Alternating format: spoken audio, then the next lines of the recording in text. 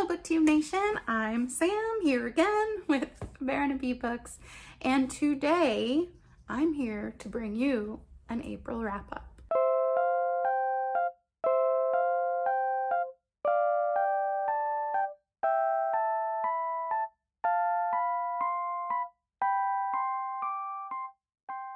I hope that everyone's doing well. I hope that, the world isn't making you crazy yet, that everybody's hanging in there. Hopefully everyone's staying healthy and being good to themselves. I actually had a really great reading month in April, and so I want to go ahead and share those books with you in no particular order. First, I have Mary Poppins by Travers. I used this as a read aloud option. I really enjoyed this.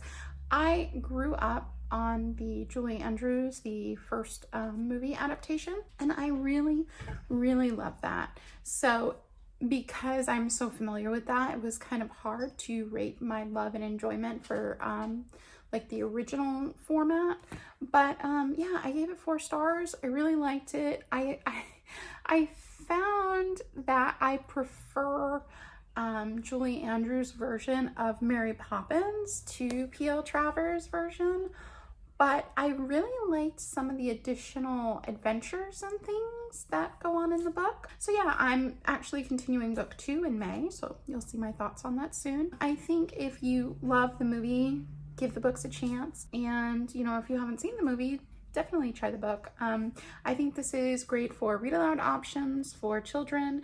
It's also really good. There are some illustrations, so that always helps to keep attention. It's illustrated by Mary Shepard. But yeah, I think anybody who enjoys middle grade or anybody who loves the movie, I might give this a chance. Next is one of my buddy reads from last month. Last month I had 3 buddy reads. I know, I'm super stoked about it. But I read this one with Paige. I will link her channel down below. Hi Paige, thanks for reading this with me.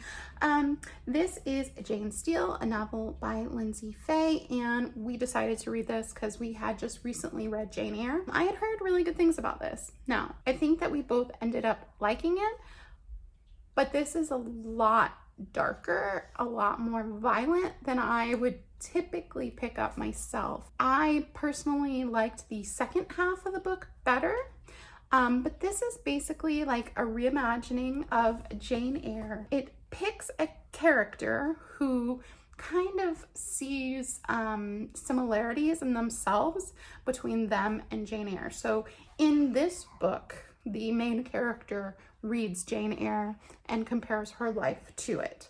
And there are a lot of similarities, but there are a lot of differences too. There is a lot of grim topics in here though. Abuse, murder, sexual assault, all kinds of stuff in here. So if you're sensitive to those topics, I would definitely look further into this before picking it up. But if you are a huge fan of Jane Eyre and you love like reimaginings or retellings, I would give it a try. I ended up giving it 4 stars. Like I said, the second half really redeemed it for me. I really enjoyed the latter half of this novel. I really enjoyed some of the characters that were introduced in the second half of this book. The characters is kind of like the big hall, right, or the big estate, the old house that is in the second half of this book. The characters that live in the estate, I really enjoyed. There's the Mr. Rochester character is really interesting, and I really enjoyed the characters that are the staff. But you find out there's a lot more to it than that. Like I said, if you are looking for a reimagining and you don't mind a little more grim, darker topics, I would give this a chance. And thanks again, Paige. It was fun. I will have to pick our next book.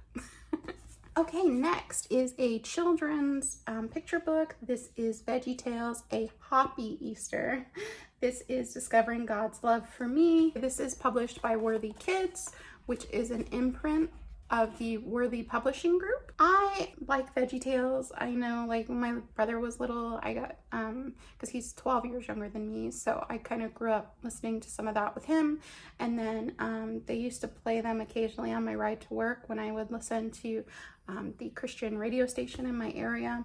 And my daughter really likes some of them, so I think this was a gift from Grandma.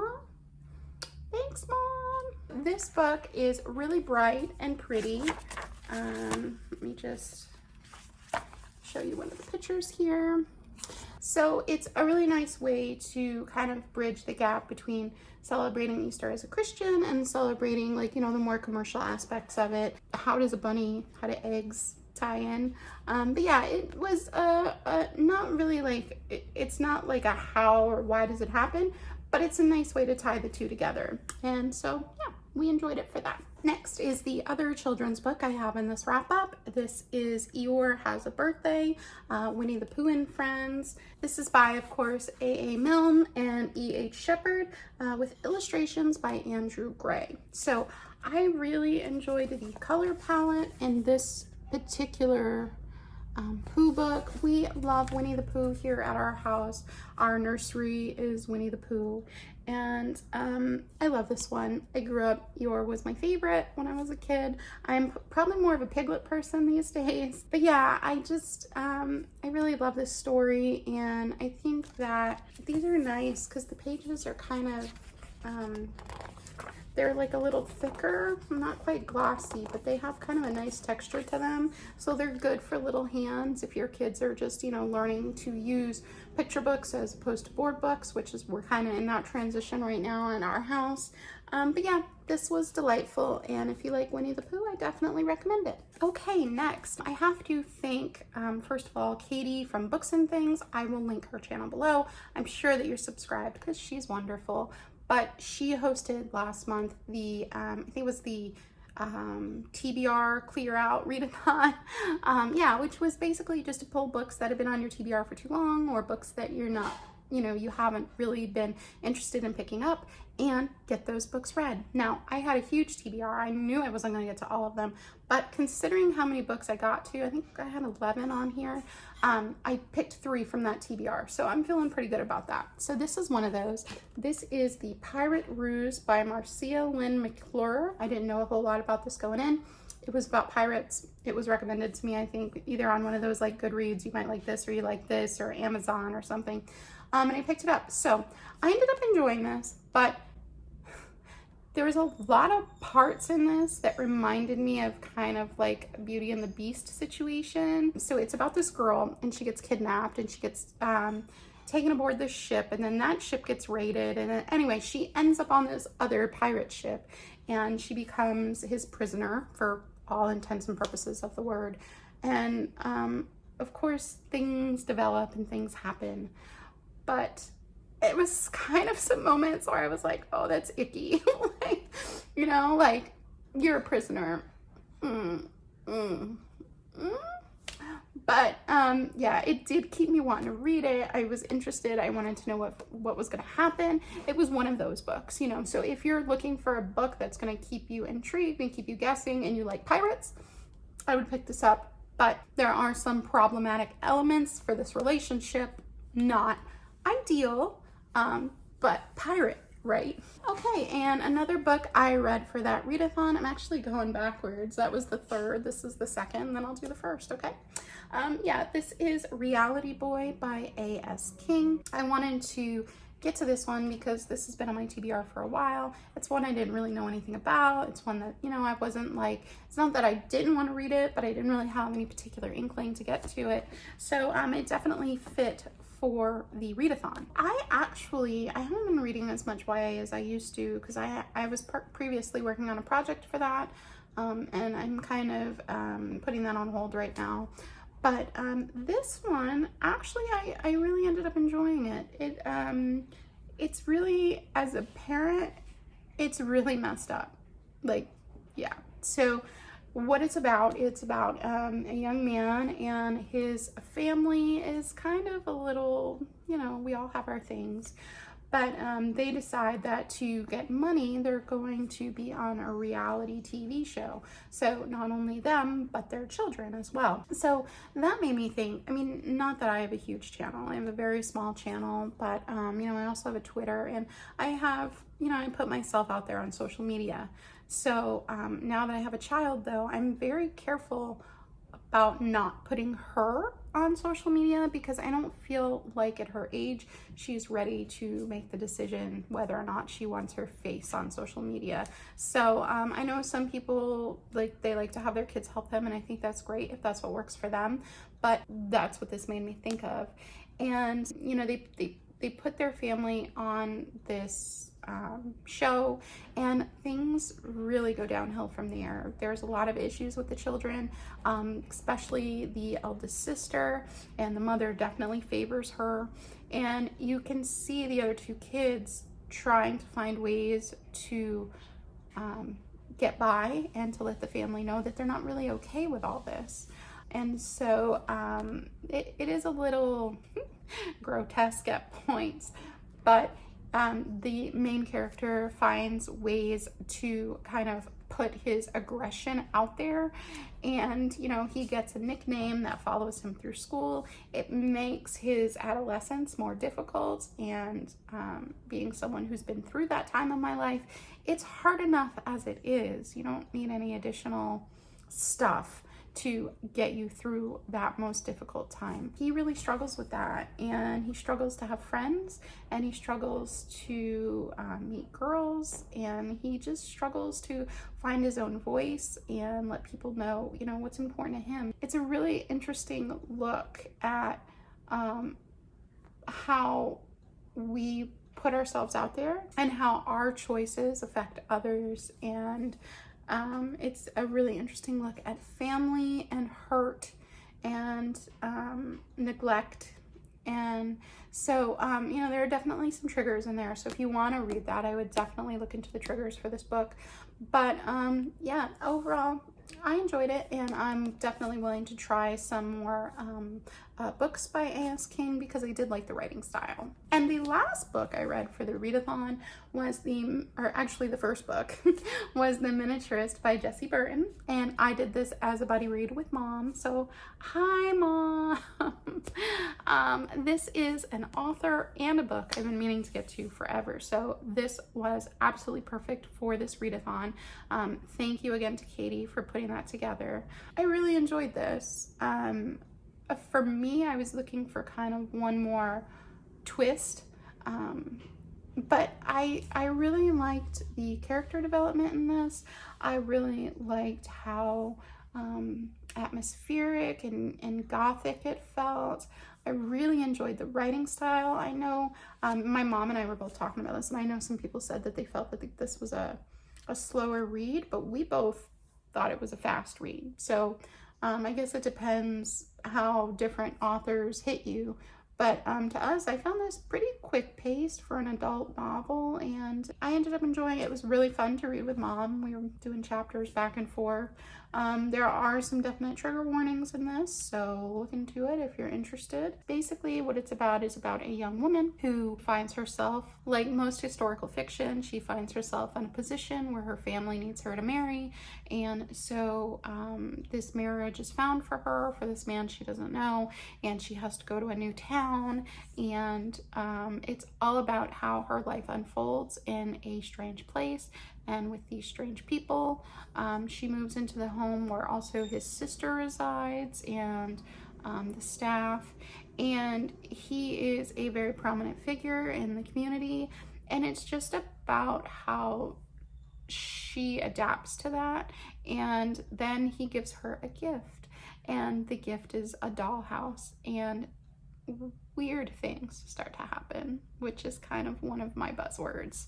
So yeah, if you like more gothic things, if you like stuff that's really atmospheric, if you like strange things, I would give this a try. I really enjoyed it, and I definitely plan on reading more by this author. Okay, next, Happily Ever After by Anna Quindlen, and this is illustrated by James Stevenson. This was a really cute little read aloud option. This is one of the Poppins chapters books, And this was a gift again from Grandma, so thanks, Mom. But yeah, this is got really cute, I really enjoyed the illustrations in this. It's got some really cute, you can see, illustrations throughout. My daughter was really engaged in this. It's basically about a young girl who plays sports and has this very special glove, and the glove transports her to it's kind of almost like that Alice in Wonderland feel to it, like the portal fantasies. But yeah, so she goes to this other world, and you know, it's got also kind of Wizard of Oz vibes to it, because there's no place like home. This is a really good read aloud option. It's quick, there's illustrations. Yeah, so we enjoyed it. Okay, next is another read aloud we did. This is Charlotte's Web by E.B. White, with pictures by Garth Williams. I really liked this edition. I like the naked hardbacks, and let me find an illustration for you. There's Wilbur crying. But yeah, I grew up on the older of the two adaptations watching this, but I had never read the book, and so I wanted to read it to my daughter, and it was just a really lovely experience. I love this story. If you're an animal lover, I grew up with animals. We had ducks and cats and dogs and a steer and a goat, and there was a lot of animals happening. And so this just kind of brought back those memories of childhood for me. Plus, I just love Wilbur. I mean, how can you not, right? Like, yeah, and it's the original, I don't know if it's the original, but the adaptation I grew up with, I'll leave a picture of it here for you. But anyway, that one, I felt like it was really true to the book, and I really enjoyed going back and enjoying it as an adult now with my daughter. It was a very pleasant read. It was warm. I think if you're looking for some read aloud options for your house, I would definitely recommend this. Or also, if you just like children's literature, or if you enjoy reading middle grade and you're looking for some more classic reads, I'd recommend this. Two left. So this is Be Not Far From Me by Mindy Mcginnis. I have read one other Mindy Mcginnis previously and did enjoy it. I really liked this. This was also a buddy read with Paige. Hi, Paige. Thank you so much. But yeah, I really like nature books. I like to hike, though I live in Florida, so you would think it's nice here, we would do it a lot, but Florida has a lot of creepy crawlies, number one, and it's hot a lot here. So I don't really get to do as much hiking as I would like to do, but I did enjoy that aspect of the story. So this is basically a story about a group of teenagers, and they go away, and this girl gets in a fight with the boyfriend, and she ends up getting left. So now she's alone and injured in the wilderness by herself. And then the story takes off from there. So yeah, I think it didn't bother me so much, but there are some parts that are really grotesque in here. It gets into detail about the injury. So if gore and blood and stuff like that is not for you, might shy away from this one. But if you can handle that and you like nature stories and you enjoy YA contemporary, I would definitely give this a chance. For me, this was a really good selection because, like I said, I just really enjoyed the setting. I do enjoy survival stories. That's kind of one of my buzzwords too. So this was a really good fit for me. And I think for this book, it's going to be that way. It'll either be a really good fit for you or not for you. So I don't know that a lot of people will fall in the middle with this. If you enjoy those things, I would definitely give this one a try. Finally, this is The Westin Game by Ellen Raskin. And this I loved. I think if you enjoy whodunit and you enjoy middle grade, you should read this. I originally picked this up as a mystery option for middle grade March. Got to it in April, totally fine. But yeah, I loved this. I ended up giving it 5 stars. There are a lot of different characters, so if that's something that you don't like, maybe shy away from it, but I thought that it was really easy to learn how to follow all the different characters. The writing is really, it's not simple, I don't want to say, but it's very straightforward. So I didn't feel, you know, on my own a lot with this book. And I think that the writing style is really effective to handle so many different characters. I love whodunits and I love middle grade. So this was right up my alley.